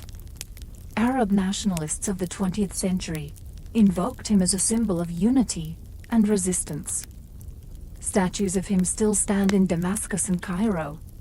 Streets, schools, and even battle tanks bear his name. He is seen not just as a military hero but as a bridge, a figure who commanded respect from both his own people and his adversaries. And perhaps that is Saladin's greatest legacy. Not just that he retook Jerusalem, or defeated Crusader kings, or ruled an empire, but that he proved it was possible, even in an age of blood and steel, to lead with compassion, to fight with honor, and to leave behind a legacy not of terror, but of respect. He died a sultan. He was remembered as something far greater. The Yoshiwara district in Edo wasn't merely a place. It was an entire world, sealed behind wooden gates and floating on the edge of fantasy. Officially sanctioned by the Tokugawa shogunate in 1617, it was created to keep pleasure contained, controlled, and out of sight. What emerged, however, was something far more complex. A dazzling dreamscape of painted faces, fluttering silks, and tragic love stories whispered behind paper walls. At its heart were the courtesans, not simply prostitutes, but cultural superstars. The highest ranking among them, the oiran, were icons of refinement. They trained for years in the arts, poetry, music, calligraphy, and the subtle language of flirtation. They wore layer upon layer of embroidered kimono, their hair adorned with ornate pins like miniature weaponry, their movements rehearsed to perfection. A single glance from an oiran could cost a fortune. A conversation? Even more. From the outside, it looked like luxury. But inside, Yoshiwara was a gilded cage. Once a woman entered the pleasure quarters, often as a child sold by desperate parents. Her fate was sealed. Contracts could last decades. Debts were nearly impossible to escape. She was renamed, redressed, and remade into someone marketable. The outside world became a rumor. The irony? These women were masters of performance, adored for their elegance and charm, and yet they were prisoners, not by chains, but by silk and obligation. And for the customers, Yoshiwara offered illusion just as much as flesh. Samurai could shed their armor, merchants could pretend they were poets, and everyone could forget their caste for a night. But the illusion only lasted as long as the night did. Come morning, names were forgotten, and love, if it had sparked at all, was left to rot in memory. True affection was dangerous in Yoshiwara, forbidden even. The courtesan falling in love risked punishment or worse, being sold off to another house. A samurai caught loving beneath his class faced ruin. And yet, it happened. Again and again. Whispers of forbidden romance curled through the alleyways like smoke, always lingering, never safe. This was the paradox of Yoshiwara. A world built to sell love, where real love could only destroy you. In the world beyond Yoshiwara's gates, outsiders often confused geisha with courtesans. But inside the district, the lines were sharply drawn, even if they sometimes blurred under candlelight and perfume. Courtesans, especially the high-ranking oiran, were the stars of Yoshiwara. They were legally classified as sex workers, but culturally revered like celebrities. Their clients didn't just pay for a night of pleasure. They paid for the performance of desire, a living poem stitched in silk. Oiran were untouchable, unless pursued with the patience of a monk and the fortune of a daimyo. Courting one could take months, and that was by design. Only the wealthiest and most persistent could ever hope to share a futon with her. Geisha, on the other hand, were entertainers. not lovers. They played the shamisen, composed witty haiku, and poured sake with grace honed over years of apprenticeship. Their art was their allure. To confuse a geisha for a courtesan was an insult, both to her profession and to the strict social codes that governed Yoshiwara. A geisha might flirt, tease, or dance inches from a client's face, but if he expected more, he'd be laughed out of the tea house. But beneath those careful distinctions, both roles shared a painful truth. Choice was a carefully curated illusion. Most women in Yoshiwara did not arrive by ambition. They were sold, orphaned, or simply too poor to survive outside the walls. Even those who rose to fame were bound by debt, contract, and reputation. Leaving the profession, especially at its peak, was almost impossible without a patron wealthy enough to buy her freedom. This practice Miyuki was rare and not always romantic. It could mean rescue, or simply a new form of ownership. And yet, many women found ways to carve out moments of autonomy. A witty remark in the tea house, a rebellious glance during a dance, a secret poem left in a client's sleeve. Within the rigid structure of Yoshiwara, subtle defiance became its own art form. The world saw painted smiles and flawless choreography. What it missed were the sacrifices made behind the curtain, and the delicate negotiations of survival, performed night after night under flickering lanterns. In Yoshiwara, power was always rented, never owned. In theory, the samurai had no business falling in love in Yoshiwara. They were men of honor, duty, and strict codes, beholden to their lords, loyal to the shogunate, and expected to embody stoic restraint. But Yoshiwara was a world designed to make men forget who they were. And for a certain kind of samurai, it was more than a distraction. It was a trap. One lined in silk, incense, and smiles that knew too much. Romances between courtesans and samurai were strictly taboo, not because they were rare, but because they were far too common and far too dangerous. For the courtesan, love threatened her carefully cultivated image. The courtesan couldn't afford favorites. She was a commodity, a living dream. If she loved, she risked ruining both her livelihood and the fragile balance of power within the brothel. For the samurai, the stakes were even higher. Falling for a courtesan meant compromising honor, risking scandal, and, worse, disobeying the rigid class divisions of Tokugawa society. Samurai weren't meant to love women of the pleasure quarters. They were meant to visit, enjoy, and forget. Love was not part of the transaction. And yet, it happened. Sometimes the samurai would come again and again, spending beyond his means, writing haiku in secret, smuggling love letters tucked in fans.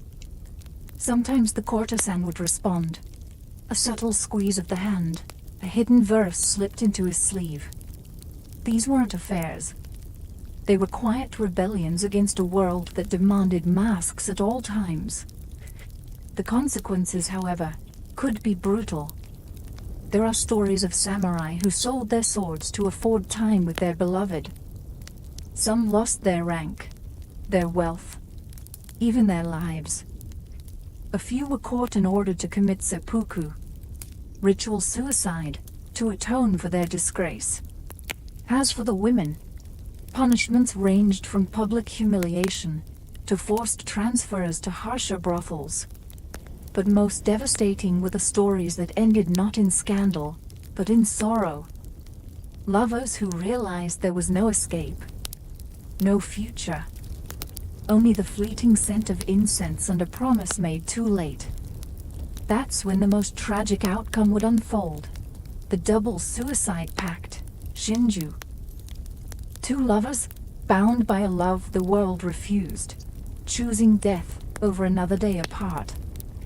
In Yoshiwara, Some romances bloomed like cherry blossoms, beautiful, brief, and destined to fall. In a district where every glance was choreographed and every touch had a price, the only place love could breathe was in the space between words. And in Yoshiwara, words, not whispers, were how forbidden hearts spoke. Poetry wasn't just a pastime in the pleasure quarters, it was a secret language. Haiku, tanka, and short prose poems fluttered through the air like falling blossoms, traded between geisha, courtesans, and clients with the weight of emotion too dangerous to speak aloud. A carefully composed verse hidden in a fan or tucked into a kimono sleeve could carry the longing of an entire heart, without ever mentioning love by name. For the oiran and other courtesans, poetry was part of their education.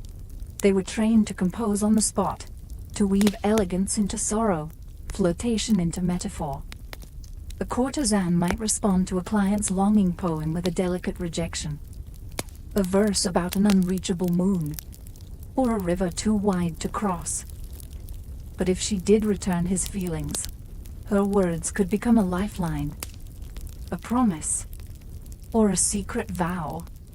Samurai, merchants, even poets of the imperial court sought out Yoshiwara, not just for pleasure, but for the chance to duel in verse, with women whose pens were as sharp as their eyes. Love letters weren't crude. They were art, folded with precision, spritzed with plum blossom perfume, and slipped discreetly into sleeves or sandals. But each poem was also a risk. A love letter discovered by a madam could mean punishment. A client seen lingering too long near the same house could be marked.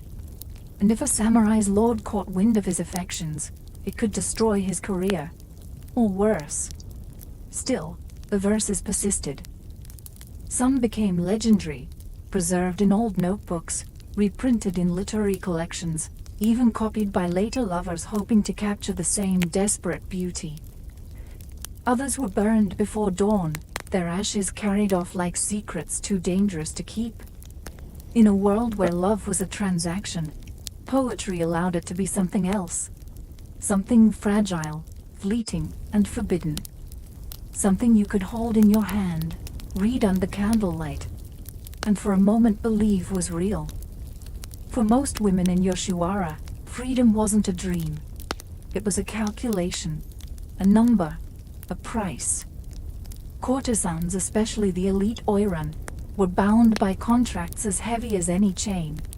They owed debts for their training, their costumes, their housing, even the daily food they consumed. Every kimono, every hairstylist, every performance, all of it was logged, charged, and stacked onto a running tab that grew faster than it shrank. The only way out was muke, the act of being bought out. A patron, usually a wealthy merchant or retired samurai, could pay the full amount owed and secure the courtesan's release. It sounds romantic, and sometimes it was. But more often it was a trade. One gilded cage exchanged for another. Some women were truly rescued, married into wealth, or allowed to start quiet lives far from the red lantern glow of Edo. Others simply moved from one role of servitude to another.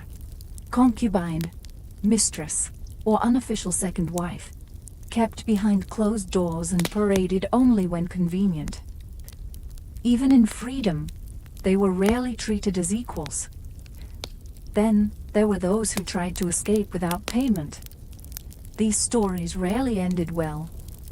Yoshiwara was guarded, surveillance was tight. Women caught trying to flee were punished severely, paraded through the streets, their hair cut off in shame, or transferred to lower-ranking brothels where conditions were even harsher. But sometimes, rarely, a courtesan managed to vanish, disguised as a servant, hidden in a palanquin, escorted by a lover willing to risk everything. These women became urban legends, whispered about in tea houses, immortalized in kabuki plays, always with the same bittersweet ending. freedom, but at what cost? And yet, despite the risk, the idea of escape never vanished. It lived in the stories they told each other, in the folk songs sung softly at night, in the poems hidden under tatami mats. Because in Yoshiwara, even the most obedient courtesan carried two lives, the one she performed, and the one she dreamed of when the lanterns dimmed. A life outside the brothel walls, a name that was hers again, a love that didn't come with a receipt. Escape was rare, redemption was rarer. But in a world built on illusion, hope was the one thing no one could tax. In a place designed to sell pleasure, some of the most enduring love stories from Yoshiwara are tragedies. And none looms larger than the haunting ritual of Shinju, the lovers' suicide pact. These weren't melodramatic gestures or theatrical legends, though kabuki plays often turned them into both. They were real, chilling events born from desperation. In Yoshiwara, when a courtesan and her lover faced a world that forbade their union, when freedom was impossible, when debt was crushing, and when love became unbearable, death felt like the only escape. Most pacts followed a pattern. The courtesan, often locked into a long-term contract, could not leave the brothel without a massive buyout. Her lover, typically a samurai or wealthy merchant, might have family obligations, societal expectations, or a declining fortune that made escape impractical. They would meet in secret, write poems, share final cups of tea, then disappear into the night, to the riverbank, the forest, or a rented room. Some cut their throats with hidden blades, others drowned themselves in nearby canals, tied together with silken cords. Their bodies were often found still entwined, as if even death couldn't pry them apart. The public reacted with a mix of horror and fascination. Officials condemned Shinju as immoral and disruptive. Brothels tightened security. The shogunate issued laws banning the performance of such stories on stage. And yet, the people could not look away. These tragic deaths were romanticized in literature and song, transformed into folk legends and kabuki spectacles. Plays like The Love Suicides at Amajima turned real-life despair into cultural mythology. Audiences wept, poets composed elegies. But behind the drama was the raw truth.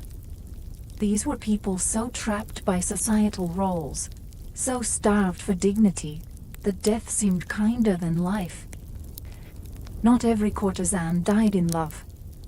Most survived, endured, and aged out of Yoshiwara quietly. But the ones who chose to die, or had no real choice, carved themselves into Japan's cultural memory with blood and blossoms.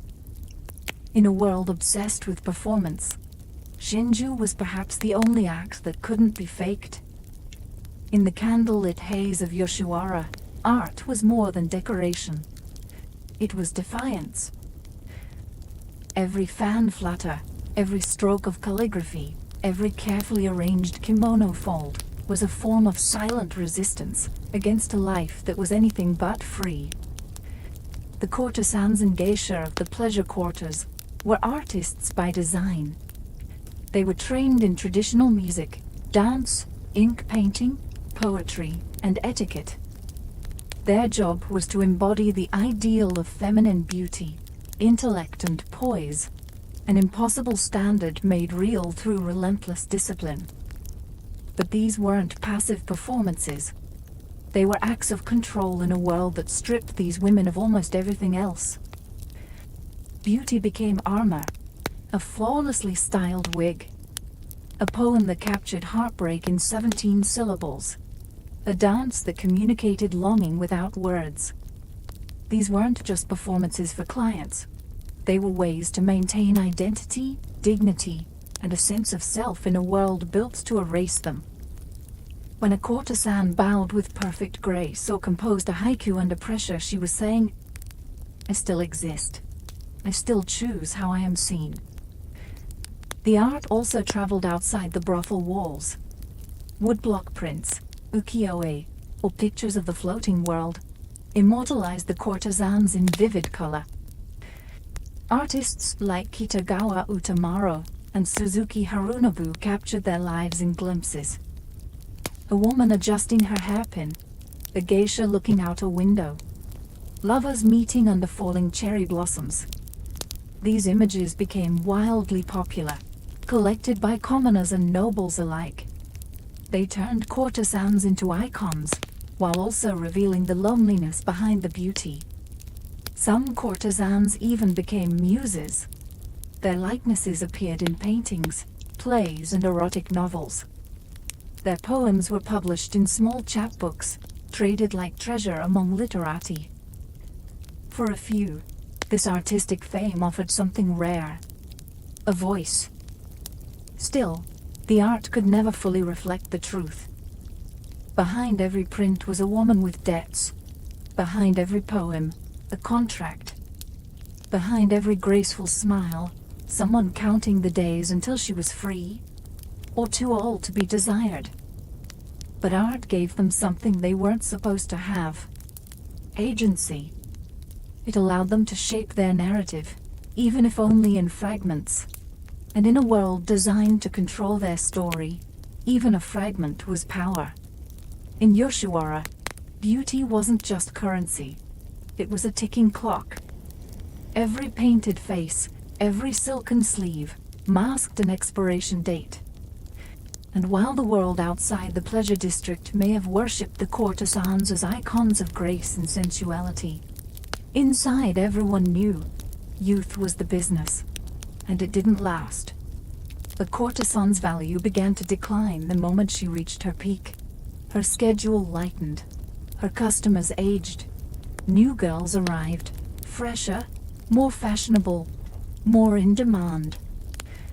And so, like a fading lantern at dawn, her time in the spotlight grew dimmer, until it quietly vanished. There was no grand farewell for most women. No ceremony. No parade. Some retired quietly, having paid off their debt, and opened small tea houses or became hairdressers. Others took on behind-the-scenes roles, training new girls, styling hair, or managing guest bookings. But many simply disappeared, cast out of the pleasure district when they no longer sold illusions. Some were lucky enough to be bought out before time caught up. The wealthy patron might whisk them away to a private estate or offer marriage, though even that rescue often meant a different kind of servitude. For those who aged out without a sponsor, survival meant adaptation. And adaptation, in a society that valued a woman's beauty above all else, was often humiliating. In rare cases, former courtesans reinvented themselves as okami, respected proprietors of tea houses or inns, where they used their wit, contacts, and social skills to stay afloat. But these were exceptions. Most left Yoshiwara with little more than a change of clothes, and the memories of a life both dreamlike and exhausting. No one painted woodblock prints of them once their cheeks lost their blush. No poets wrote odes to sagging eyes or aging hands. The very world that once worshipped them erased them the moment they stopped glowing. And yet, in those quiet exits, there was something honest. The illusion had lifted. The silk robes were folded away. The smile was no longer required. Because in Yoshiwara, the tragedy wasn't just in the love lost or youth faded. It was in the silence that followed. When the music stopped, the candles burned out, and the woman behind the mask finally walked home, unnamed and unseen. Today, the lanterns of Yoshiwara no longer glow. The narrow streets that once echoed with laughter, music, and whispered poetry are now paved over with apartment blocks and convenience stores. But the stories, they linger like smoke. Yoshiwara officially closed in 1958, when legalized prostitution was abolished in Japan. By then, the district had already faded into a relic of its former self. Bombings during World War II had ravaged much of its architecture. The ornate pleasure houses, the fan shops, the perfume tea rooms, all gone. And with them, the lives of thousands of women erased from public memory. But Yoshiwara never really died. Its spirit survives in kabuki plays, ukiyo-e prints, novels, and old poems still taught in classrooms. The Oiran processions are still reenacted in festivals, where young women wear towering wigs and 12-layered kimonos to honor those who came before. And while few remember their names, the courtesans of Yoshiwara remain etched into Japan's cultural imagination, not just as entertainers, but as survivors, poets, and silent revolutionaries. Modern Japan struggles with their legacy. On one hand, these women are romanticized, transformed into symbols of elegance and mystery. On the other, their suffering is often overlooked. Their lives are still misunderstood, blurred by fantasy and shame. They weren't just women in elaborate makeup. They were children sold into bondage, artists who turned performance into power, lovers who risked everything for a moment of real connection. And maybe that's why their ghosts still walk. Many locals tell tales of Yoshiwara's spirits. Women seen wandering the alleys late at night, their kimono trailing behind them, searching for something lost. Others say the old brothel sites carry a strange stillness, as if the past refuses to be paved over completely. Whether or not you believe in ghosts, the truth is this: Yoshiwara is part of Japan's soul.